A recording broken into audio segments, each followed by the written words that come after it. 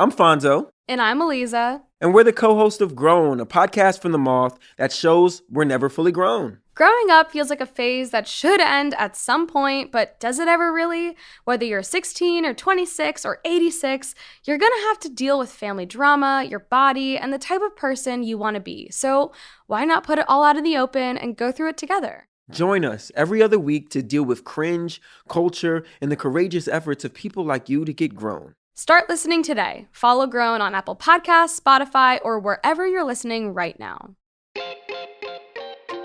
It was while nursing a violent nosebleed at my very first frat party that I learned about the unwritten rules of attraction. I watched folks from my dorm flirt and pair off, hookup culture in action. But not all of us were playing by those rules. There were just as many people uninterested in a casual sexual encounter that night. During my time on campus and even years later, I've had questions about the so-called pervasiveness of no-strings sex in my generation. I'm solidly a millennial, which means I'm probably supposed to know the answer to this. But what exactly is hookup culture? And how does it shape the sex we have and the sex we don't? This is Embodied. I'm Anita Rao. After ample conversations with the Embodied team, I was relieved to know that I am not the only person a little confused about hookup culture. Our show's two producers, the folks whose job it is to research this stuff, have just as many questions as I do. Here's a little peek behind the scenes from some of our meeting chatter on Zoom these past few weeks.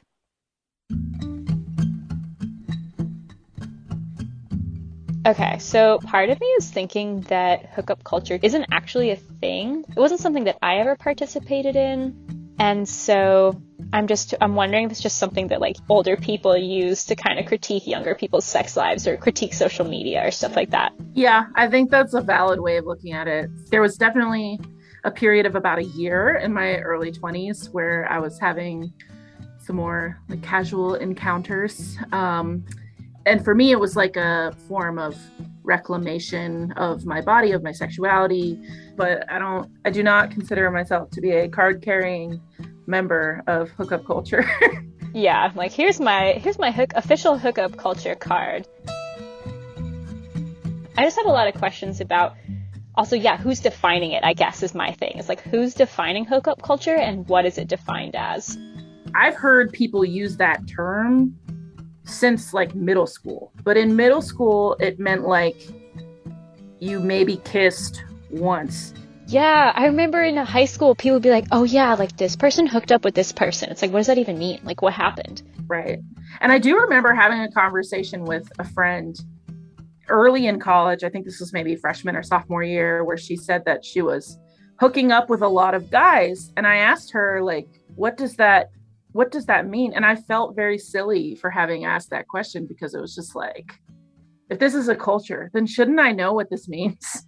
I feel like it's like with so many things with sex. It's like you're supposed to know, but nobody actually knows. Nobody actually knows because there's not really a capital H, capital C hookup culture. There are many hookup cultures. The go-to expert on this topic, sociologist Lisa Wade, defines hookup culture as a self-reinforcing set of norms, uplifting the idea that casual sex is the best or only way to be sexually. The place where many of us first dip our toes in this set of norms? College. I'll set the scene a little bit. So Oberlin is located near Cleveland, Ohio, in kind of a rural area where the student population is mostly coming from urban coastal cities. So you kind of show up with a closed circuit of people that you're going to be interacting with. There was a big divide between the young people in the town and the young people from the college. Sophie Aaron is fresh out of college. She graduated from Oberlin last spring and has plenty to say about her campus hookup culture because she spent her last year there talking to her peers about their sex lives for her thesis. Hooking up is all about status. It's transactional, but in kind of a like a LinkedIn kind of sexy networking kind of way. So it's more about adding to who you know than what you're getting from the situation. And so I think hooking up is more about self-exploration. I'm going to use this term sexual projects, which was originated by Hirsch and Kahn in their book Sexual Citizens. You have your long-term projects and your short-term projects, and these projects are basically what you want out of an encounter. And then when I say transactional, that's what I mean, is that hooking up is about you and what you want from a situation. And so if your long-term goal is to be in a committed relationship with someone, you probably are not going to be interested in hooking up for very long. So your sexual projects that you're looking to achieve through hooking up is going to be more about things you can accomplish in a night, like trying a new position or trying a new dynamic.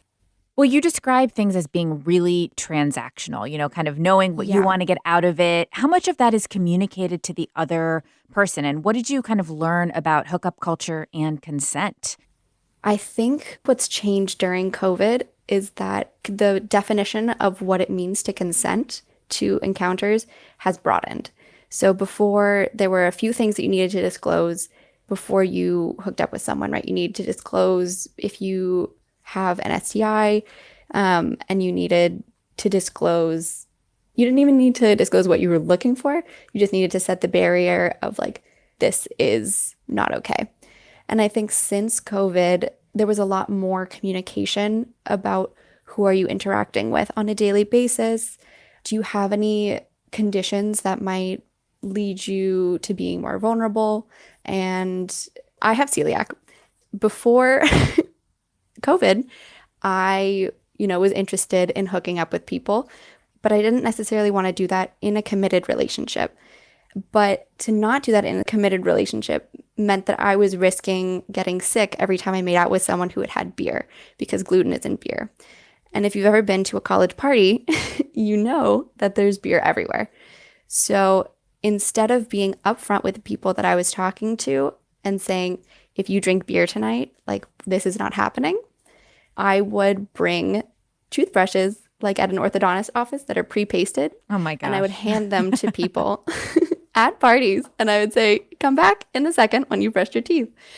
And it kind of caught on, because who doesn't want to kiss someone with fresh breath?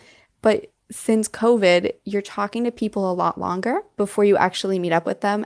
And you develop more of a relationship. And so it's more comfortable to disclose things that can make you feel vulnerable. Like, I have a condition that, if you drink beer, it's kind of doesn't feel great the morning after.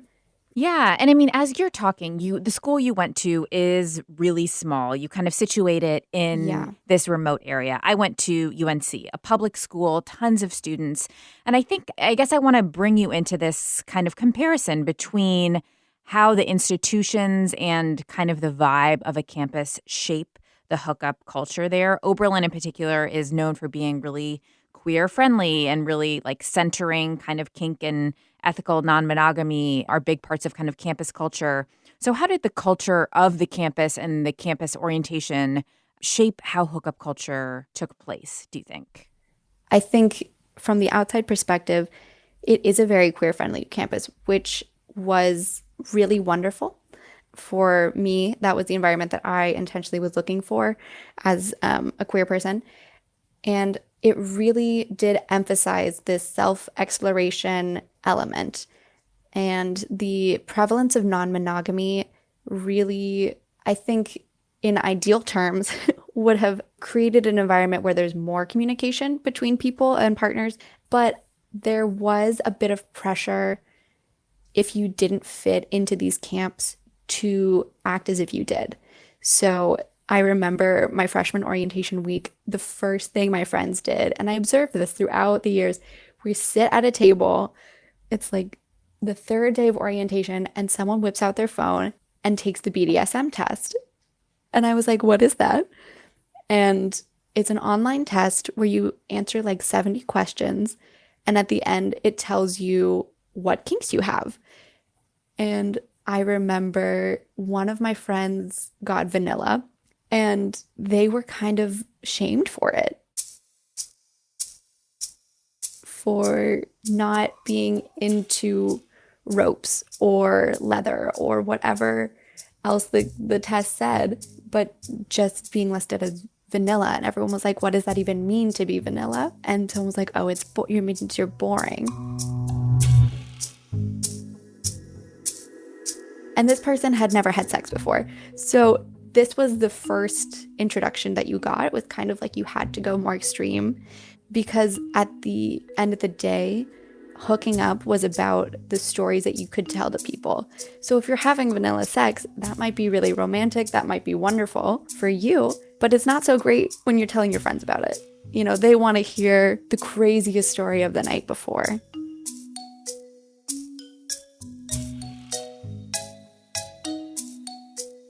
Oh, the hookup story. Honestly, I still find a good retelling as juicy and enthralling now as I did in my early 20s. But one thing I'm really stuck on when it comes to hookups, a quandary of sorts, is the false promises of hookup culture. There's this idea that greater access to birth control and less intense cultural judgment around casual sex creates conditions for sexual freedom and liberation. But I'm pretty sure that's only true for some, and that hookup culture doesn't serve all of us equally. I found an expert to talk to about this, Sherlisa Jackson. She's a sexual health educator and licensed professional counselor who's coached a lot of folks through hookup quandaries of their own. I think we're not really understanding that we have ingrained in us very, I won't say archaic, but they are not current patterns of gender norms. We're still subscribing to things that are from like 1950s and before, and we're trying to apply that to casual encounters, and those two don't go together. You're either all in traditionally with those norms that have been bred into us by our parents and grandparents and whomever that did not agree with this kind of culture, and you're then trying to find liberation through those norms. And I think that's what happens now is everyone is in that space of thinking hookup culture has to be that there are no strings attached, but have you been trained to believe that there are no strings attached? Are you trained that you should wait for marriage? Are you trained with those thoughts in your mind? And if that's the case, when you go to hook up, you're going to have those narratives replaying in your mind that tell you to feel ashamed or judged. You'll tell that to yourself because it doesn't agree with maybe the religious structures, the family structures, or anything that has been told to you before you got to the decision of liberation. And so we have to be really clear first before we even enter into new spaces that there has to be an understanding of why you're doing it. Can you handle this decision emotionally? A lot of people think they can handle it, but I talked to a lot of individuals who on the backside found out they couldn't. How does this look different for folks of different races and sexual orientations? As you've kind of talked with clients, I mean, how does hookup culture and how you feel participating in it look different for Black women in particular, a group of folks you've worked with? Yes, fantastic question. And your timing is awesome because some of the research that I did for my dissertation required that I looked at all of the spectrum of women just in general. The dissertation topic was on HSV2 and African American females. And some of the information that was discovered was that Black women specifically, we are kind of ingrained that we know that there are limited options. So if you are trying to hook up without the option to do so, then you could end up in kind of like the small pool of area, picking different partners that could be saturated in certain spaces. And then it just increases the STD rates and STI rates because you aren't able to kind of spread out. The other part of it is protection. And so I'm starting to see, or at least have also, seen this with the clients, but also with the research, that hooking up without protection or having sex at all without protection is like the standard for Black culture right now. You see, on TV, you'll see it, hear it in music. And so in the minds of a lot of Black women in this research, it was that if I ask for protection, then I'm going to look suspicious. I'm going to look like I'm not clean because everybody else is not really using that. Or there's this, I can't fit the protection, or it's too expensive. There's a lot of different perceptions that you cannot have the same kind of hookup culture if disease prevention affects your particular racial group or gender group, and if you are in a particular geographical location that has heightened results as well. And so I have seen, at least in the South, that the idea of needing to hook up is kind of standard. And even in the research, when you're asking these women why they're doing it, it's like, well, it's a norm of my culture. It's what I hear in my music. It's what I do. I have no understanding of taking my time and getting to know someone and learning their compatibility. It's, I need to hurry up and do it before this person swipes on me.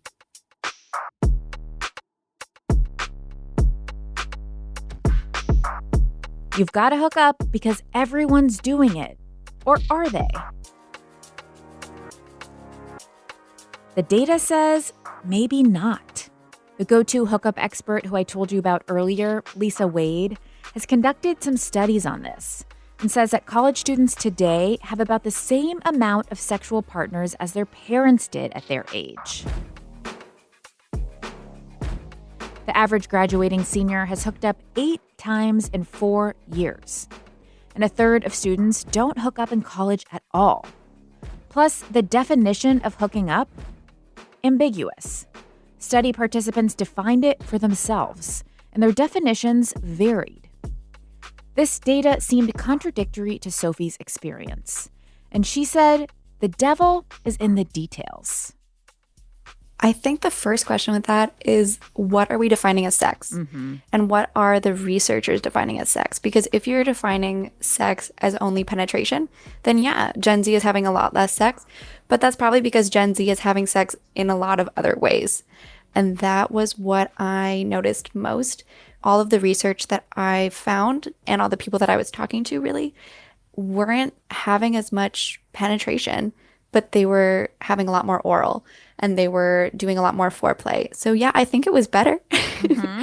But I think you also, at least at Oberlin, you knew who to stay away from. So if the people that this person picked out of a lineup to survey is like, I'm having less sex, it could be because other people around you were like, they're not so great, like maybe don't, you're not going to have the most fun with them. But pleasure was talked about, at least among my peers, as the ultimate goal of a hookup. Yeah, I mean, I want to move to the pandemic a little bit because obviously that changed how hookups looked for folks, how comfortable people felt encountering people in the wild casually. So, Sophie, I mean, from your research, kind of what did you learn about how comfortable people felt hooking up? I think a lot of like who you picked to hook up with happened in these spaces, which I'm going to use a sociological term, which I love. It's called a see and be seen. It's somewhere you go that's very public and you go just to see other people and be seen by other people. So you put on your cute little outfit and you go to the coffee shop, and then your whole dating pool is at the coffee shop. And then later when they're swiping on Tinder, they'll be like, oh, Sophie looked really cute in that little skirt today. I'm going to swipe right. So there was less to talk about, there was less to see, and people kind of forgot. And so kind of the reasons why you would hook up to tell the stories to your friends kind of disappeared. And at this point, I was a senior, so I can really only talk about the senior experience. But I think for me, what changed the most was I had to really sit with myself and I had to really reckon with like the reason that I'm hooking up with people, yes, is to, have partnered sex, which, I find personally fun, but also to just experience some intimacy and have some potential to talk to people who aren't in my pod of 10 people.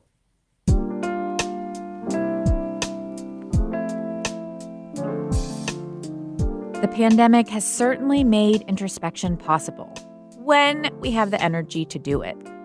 For a cohort of Gen Zers, these 2 years of slowing down has made them enthusiastic critics of hookup culture.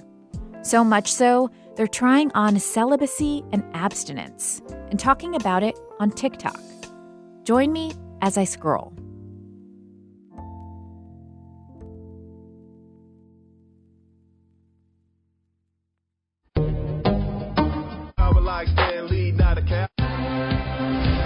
If you're sexually active,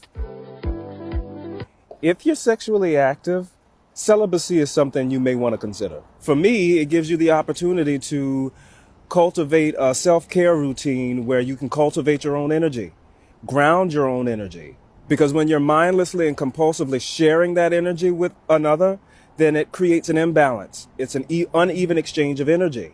When it's balanced from within you, then you'll be a little bit more mindful and a little bit more conscious about who, when, and how you share that energy with another. Good morning, everybody. Did you...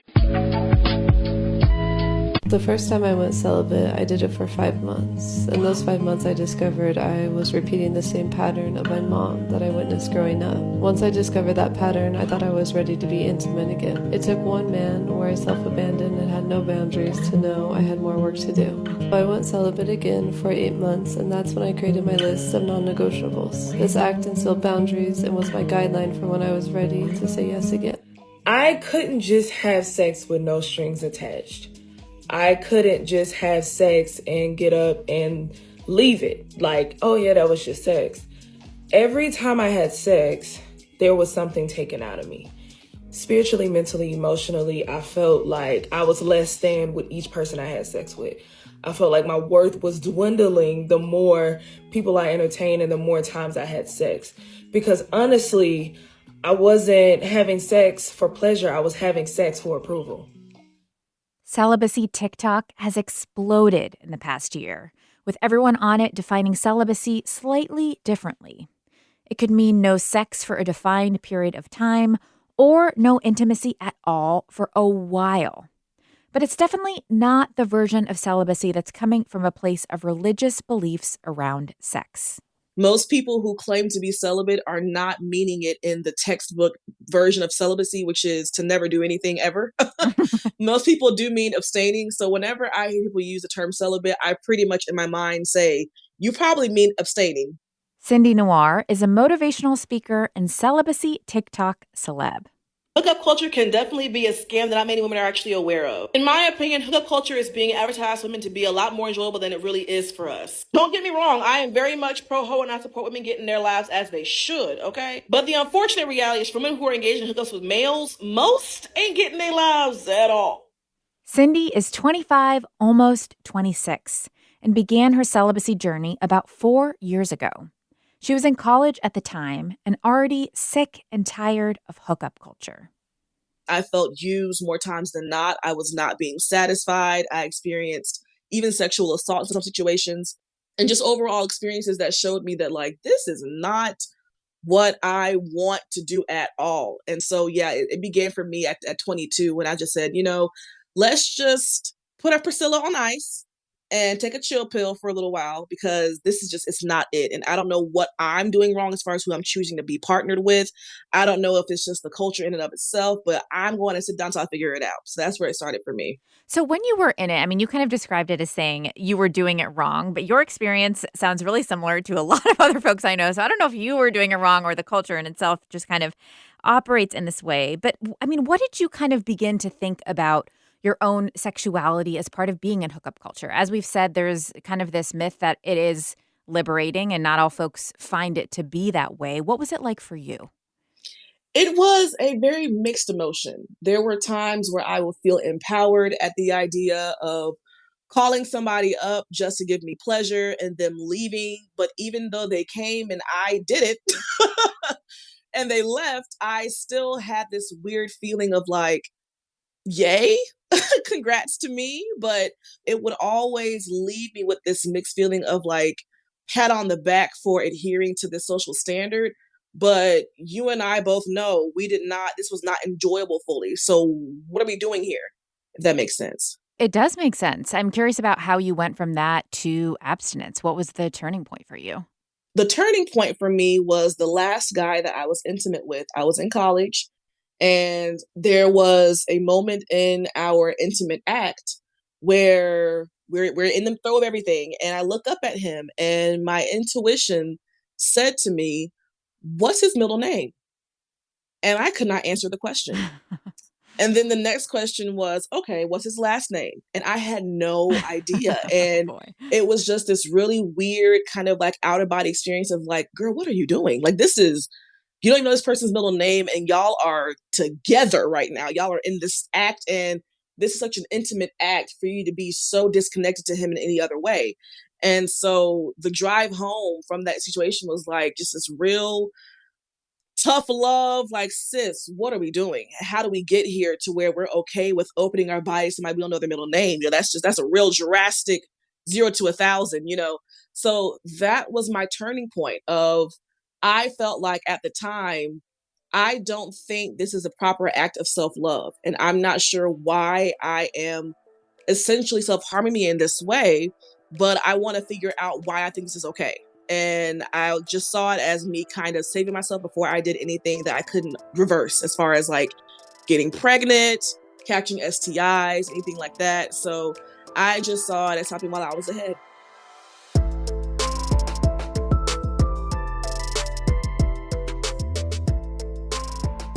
After the real talk conversation on the drive home, Cindy decided to try celibacy. For her, that meant all non-solo sexual encounters were off the table, and she stuck with it for 3.5 years. Her name for this period? A beautiful nightmare. I've learned so much about me. I figured out, while hookup culture is a negative thing in my experience, I was also acting from a negative place internally. So I was able to assess those things and work through that in these past 3.5 years and everything. But I call it a beautiful nightmare because we're still humans. We still have wants, we still have needs. And to go against those needs is very difficult. You have very hard times, very hard weeks where you are craving that intimacy, but because you have a bigger goal in mind, you refuse that for yourself, and it's very hard. So when you chose to break your celibacy, what led you to make that decision? How did that go? Well, first and foremost, I'm bisexual, and most of my hookup culture was with males. The whole thing was with males. And so this is my first time being with a woman, and she was the first person that I had experienced in my 20s, really, who seemed to really want to get to know me for me. It did not feel physically driven at all. She knew that I was abstaining and respected that, and she had no real want to try to push that envelope or try to break that boundary. And it was very nice to get to know somebody who was just trying to get to know me. Having experienced that, she was the one for me. And that was who I decided to, break my celibacy with. Unfortunately, she and I did not last. And so since her, I haven't been with anybody else. But it was refreshing to finally talk to somebody who saw me as a person and not an object. There's so much about this conversation that's kind of making me wonder about how we talk about sex and consent with new partners and long-term partners. And I'm wondering kind of what's changed for you and how you bring up conversations about your sexuality and what you want out of sex differently now because of this experience. Before, I was afraid to let my boundaries be known, let my wants and my needs be known, out of fear of losing out on that person. However, given these past 3.5 years of me experiencing an immense amount of rejection, quote unquote, or people falling off once they find out that I'm abstaining, it no longer hurts to see people walk away because of my wants and my needs not being met. So I'm very upfront. I need to see your STI panel. I need to know how much you care about your partner's pleasure. I need to know how successful are you at pleasuring your partners. All those things I like to talk about pretty early because I refuse to grow in intimacy with somebody who is not meeting those needs at all. And it's really interesting because a lot of people like to hook up. A lot of the questions that I ask end up being filters of who is serious and who is not. The question of an STI panel has turned away so many people. It is sad and scary. You would think that people would care about their own sexual health in that way. But I've literally had people where I've asked for an STI panel and they will literally tell me it isn't that serious and then block me. So wow, there's definitely, I've gained a level of self-advocacy of, if you're going to get access to me, you're going to do it in a way where I feel safe and accounted for and my needs are being met. And if I'm not experiencing that, you're not going to get access to me. And it's just that simple. And it took me 3.5 years to get to this point because it was just really hard to let go of this idea that if I don't agree to it, I lose that person. But now I understand if they don't agree to my boundaries, they can get lost. It's okay, So that's the transformation that I experienced in this time frame.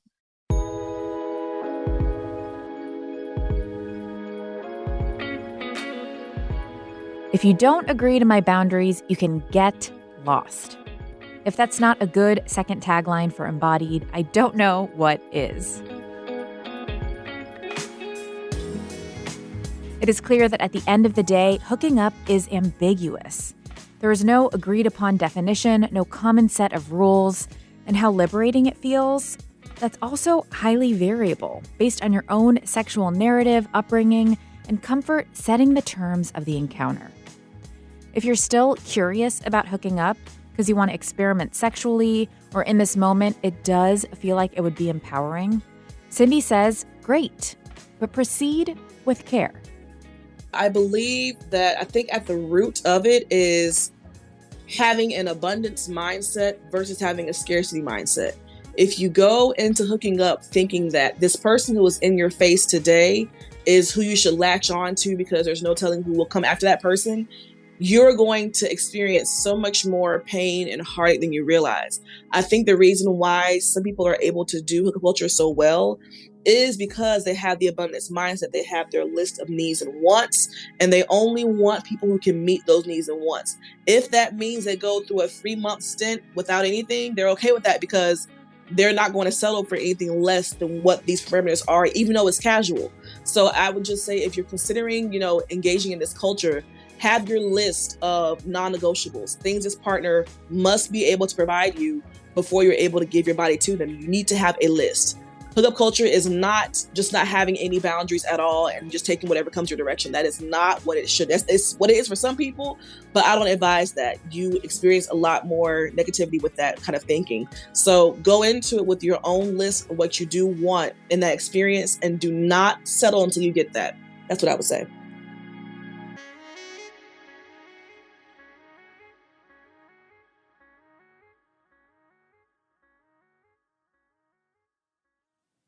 Embodied is a production of North Carolina Public Radio WUNC, a listener-supported station. If you want to lend your support to this podcast and WUNC's other shows on demand, consider a contribution at WUNC.org now. Incredible storytelling like you hear on Embodied is only possible because of listeners like you. This episode was produced by Audrey Smith and Elizabeth Friend, with help from Kaya Finlay and Amanda Magnus. Jenny Lawson is our sound engineer, and Quilla wrote our theme music. The show is supported by Weaver Street Market, a worker and consumer-owned cooperative selling organic and local food at 4 Triangle locations in North Carolina. Now featuring online shopping with next-day pickup. weaverstreetmarket.coop. If you enjoyed this show, share about it on social media or text an episode to a friend. When y'all tell people about our show, it really means so much and helps grow our base of listeners. Until next time, I'm Anita Rao, taking on the taboo with you.